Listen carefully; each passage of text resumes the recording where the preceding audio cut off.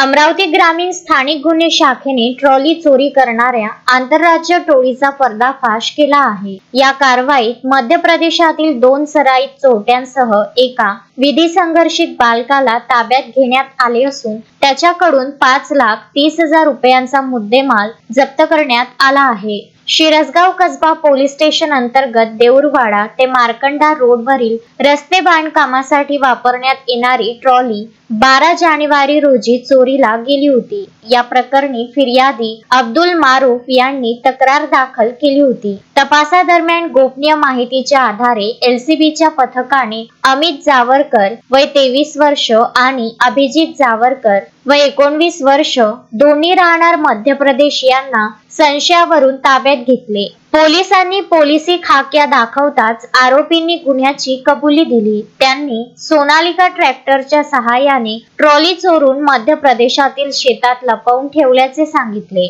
यासोबतच एप्रिल 2024 मध्ये निंभारी गावानजीक केलेल्या चोरीचीही त्यांनी कबुली दिली। या कारवाईत पोलिसांनी 2 ट्रॉली आणि 1 ट्रॅक्टर असा एकूण 5.30 लाखांचा मुद्देमाल हस्तगत केला आहे। ही कारवाई पोलीस अधीक्षक विशाल आनंद, अपर पोलीस अधीक्षक पंकज कुमावत यांच्या मार्गदर्शनाखाली स्थानिक गुन्हे शाखेचे पोलीस निरीक्षक किरण वानखडे आणि त्यांच्या पथकाने यशस्वीरित्या पार पाडली। शोएब खान, विदर्भ न्यूज, अमरावती।